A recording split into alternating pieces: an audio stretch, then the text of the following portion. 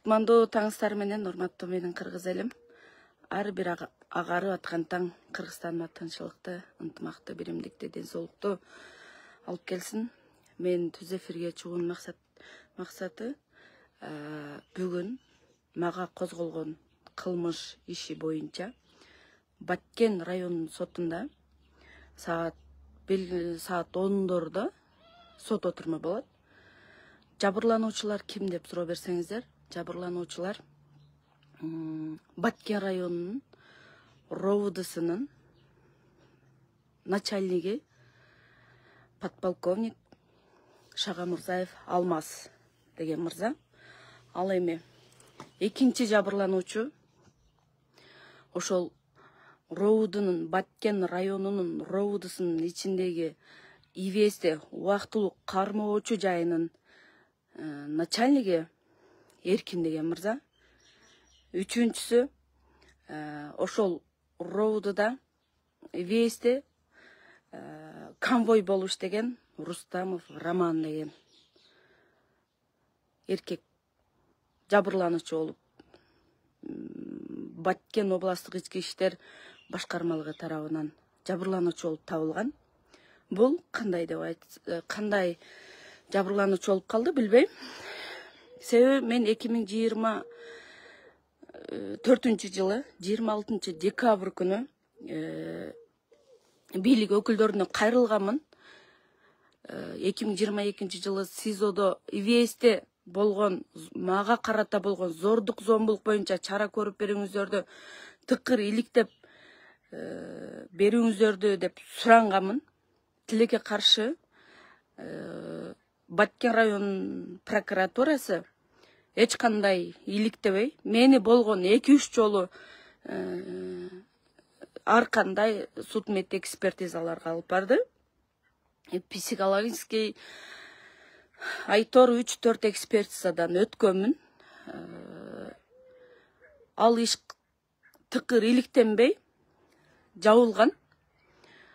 Баткен район прокуратурасы жапкандан кийин кылмыштын курамы жок деп менин үстүмдөн 2025-жылы 20-март күнү төмөнкү аты аталган погончон, бети жок, уяты жок кылмышкер дейм да мен алардычы. Милиция кызматкерлери арыз жазыптыр. Ал арызда бул жалган маалымат тараткандыгы үчүн чара көрүп берүүңүздү өтүнөмүн деп арыз жазылыптыр. Ошондон баштап тергөө болуптур. Мага кылмыш козголгону бир 20 майда кабар келди. Ага чейин эч кандай кабар келген жок. Суракка чакыртылган чакыруу баракчалары дагы келген жок. Ошондон кийин мага 3 ай бою телефонум послушкада жүрүптүр. Аны сурак берип бүткөндөн кийин мен май айында мени тергөөгө чакырган. Баткен областтык ички иштер башкармалыгынын тергөөчүсү өз убагында барып мен көрсөтмө берүүдөн баш тартканмын. Себеби алар менен беттештиргенде ошол күн кайра менин көз алдымда келет да. Мен беттеше алган жокмун алар менен. Беттешким дагы келбейт. Андай погондуу кылмышкерлер десем болот да. Мен булар менен акыретте, Кудай буйрса, кезигемин. Эртеби кечпи баарыбыз бул дүйнөдөн өтөбүз. Бирок акыретте мен буларды ушунчалык кыйнаймын. Мен ушул эфирден пайдаланып, Камчыбек Кыдыршаевичке кайрылгым келет да. Камчыбек Кыдыршаевич ушул күнгө чейин айтып келе жатат, дагы деле айтып атат. Результат үчүн күнөөкөр адамдарды камабагыла депчи. Ал сөз эмне показухага эле айтылып атабы эмне? Же ички иштер министрлиги тоготпойбу ал сөздү? Ошондой сөз болгондон бери мен 2 жолу камалып чыктым да. Ураимов 2022-жылы 5 февралда мен жогорку кеңештин депутаттары менен жолугуу максатында барып, Мен өзім тоқмоқ жеп, бирок Арзугүл Галымбетованын марқұм Арзугүл эженин өлүмүнө күнөөлүү деп шектүү катары мени кармаганда, Ураимовдун мен жазган арыз кыскартылып, Ураимов Баткен областынын аппарат жетекчиси менин үстүмдөн кайра кылмыш козготуп, бейбаштык беренеси менен. Ошонун айынан мен 6 ай отурдум. Арзугүл Галымбетованын бир туугандары жок, бул Алладан Арзугүл Галымбетованын бир тууганыбызды өлтүргөн башка бир өлөр деп мага ошол күнү мен кармалгандан кийин 2 күнөн кийин эле тосмо жазып беришкен. Бирок бардык делону бир кылгандыктан, лейлекте каралып аткан иш Баткенге алып келингендиктен, Ураимов эч кандай тосмо жазып бербегенин айынан мен 6 ай СИЗОдо кандай гана кыйынчылыктарды көрбөдүм. Ал күн өттү, макул. Бирок бул мына экинчиси уже ашыкчы болуп кетти да, мен лучше ынтып жалгандан кылмыш козгобостон элечи, урматтуу Камчак Кыдыршаевич. Атып эле салгылачы, мен силерден суранам. Себеби мен Ысык Көл областына иштегенди кеткенмин. Кыздарым чоңоюп келатат. Кой өз окатым кылайын деп. Ысык Көлдөн мен келдим, азыр 2 кызым ошол жакта. Жалгандан кылмыш тогуганыңар токтоткулачы, суранам мен силерден. Лучше анан көрө Арзугүл Галымбетованы өлтүргөндө өлтүрүп эле салгылачы, мен эч кимге арыздоом жок болот. Мен кыйналып бүттүм уже, кыйнап бүттүңөр. Акыретте баарыңар мени эсептешем, урматтуу Камчак Кыдыршаевич. Көп жашаңыз, бирок эртеби кечпи сиз да өлөсүз, мен дагы өлөмүн. Бирок мен сизге ушул күнгө чейин кайрылып келгем. Кабыл албаганыңыз үчүн мен акыретте сүйлөшөмүн. Бир мен өңүнөмдү угуп койбодуңуз. Мен сизден үй жай сураган жерим жок. Ушундан көрө үй жай сураганымда мүмкүн тез кабыл алар билеңиз. Бир тыйын акчаңыз керек эмес. Ден соолугум аман, табамын өзүм.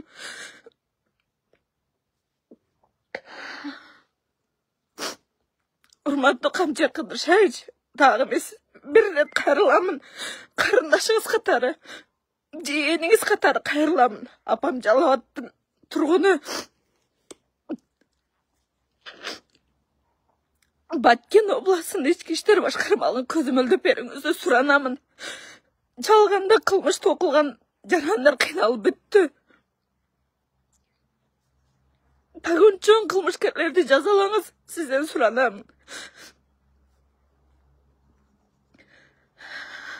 Эч кандай мен жабырлануучумун, бирок Куранды да кармап бердим, бирок акыретте сүйлөшөм мен алар менен.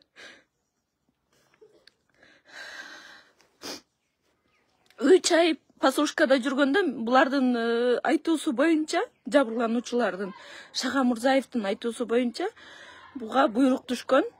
Ошонун айынан бул ушинтип чыкты деп. Тергөөчү айтты, эч кандай далил табылган жок, пока Паслушка эч кандай угуз албайбыз деп. Если содалашуу болгондо мен кантип айтып чыгам, мен СИЗОдо ушундай зордолдум деп, бирөөдөн акча алып кантип кээ бирөөлөр да кылат. Бирок мен акыретте жооп беришим бар да. Мен алардай жалган сүйлөй албаймын, милициялардай жалган сүйлөй албаймын.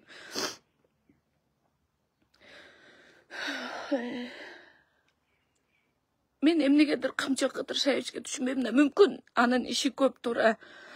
Бирок Баткен областына келгенде жок дегенде 5 минут убактыңызды бөлүп берсеңиз, урматтуу Камчак Кыдыршаевич.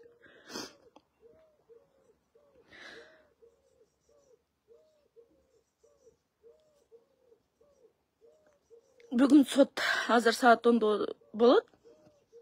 Кандай жаза чегерилет, мен аны билбеймин. Мен ушул соттордон да суранып кетем. Урматтуу Кыргыз Республикасынын соттору, мен сиздерден суранам. Жабырлануучу тарапты гана эмес, эки тарапты бирдей угуп, Кудайдан коркуп гана чечим чыгарууңуздарды суранам.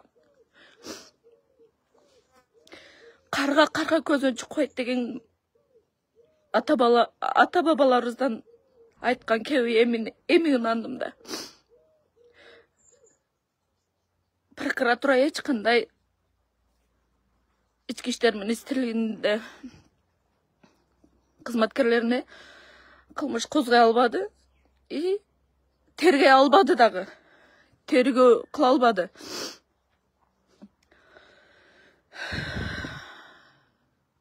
Мен ушундай кылмыш козголорун билгенимде мен мынтип айтып чыкпайт элем. Менден кийинки дагы ивейске аял заты түшпөсүн, эч ким түшпөсүн. Бирок ар кандай жол менен кылмышка баргандар дагы бар. Менден кийин аялдарга болгон зордук, зомбулук токтосун деген ойдо мен айттым. Жанагы 3 кызматкер иштен кетмейинче кылмыш улана берет. Эгер мен жалган айтканымда ошол камераны 4-5 камера бар убактылуу кармоочу жайдын ичинде.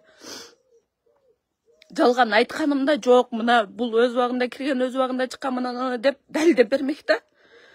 Кандайдыр бир себептерден улам ошол мени зордогон кылмышкердин жаткан камерасындагы фамилиялары дагы жок да.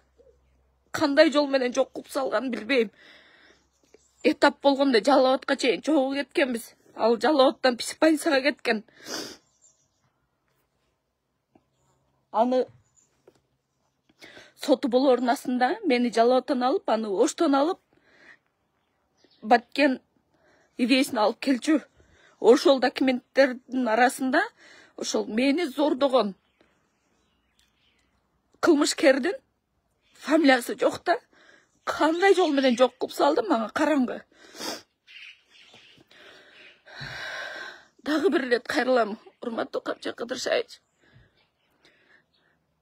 Мамлекет тарабынан сотторго, ички иштер милицияларына жакшы эле жардамдар көрсөтүлүп жатат. Бирок акыйкат чечим жок болуп атат. Элдин көйгөйү ошол бойдон эле калып атат да. Урматтуу Камчы Кыдыршаевич, акыркы жолу сизден суранам. Эне катары, жалгыз бой эне катары. Баткен областына келсеңиз, же Бишкекке кел десеңиз, пешком барууга дагы даярмын. 5 минуттук убактыңызды бөлүп бериңизди суранамын, өтүнөм. Сизде мага үй жай, мансап, бийлик эч нерсе керек эмес. Болгону менин үнүмдү угуңуз болду. Жалганда кылмыш токуло берип мен чарчадым бул жашоодон. Же чет мамлекетке иштегени кетейин десем, мага флашток коюлган, чыга албаймын. Кыздарым чоңоюп жатат.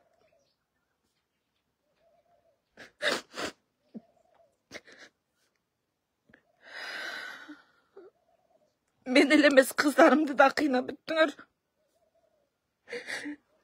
Себеби мен кыздарым көчөдө мектебинде ээн эркин жүрө албайт. Апасы камалган деген сөздү угат.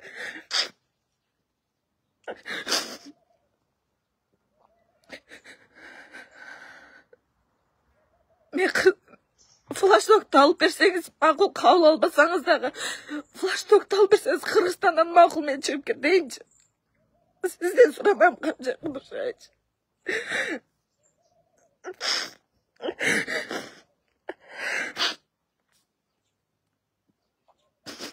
Мени мамлекетке эч кандай жаман оюм жок.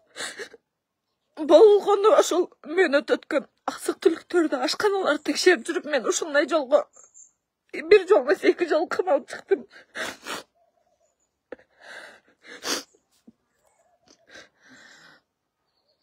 Дагы канча кылмайсыңар, дагы канча жалгандан кылмышты окуйсуңар. Андан көрө ат эле салгылачы, ат эле билиндирип эле ат эле салгылачы. ушундан көрө өлгөнүм артык.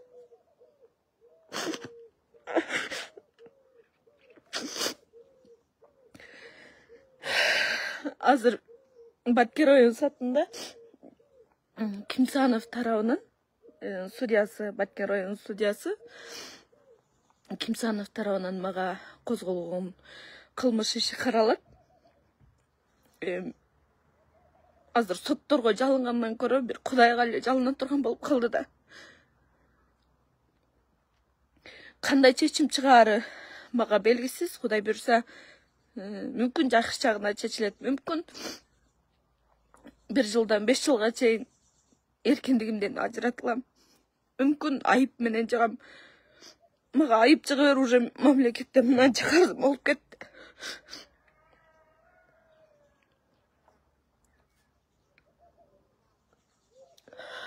Барыңыздардан суранамын, ушул кайрылуум Камчы Кыдыршаевичке түз 7-синчи бөлүшүп бериңиздерчи. Сиздерден мага жардам болсунчу суранамын.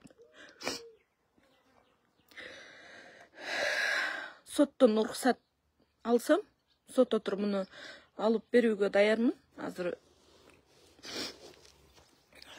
сотко барууга туура келди. Түз эфирде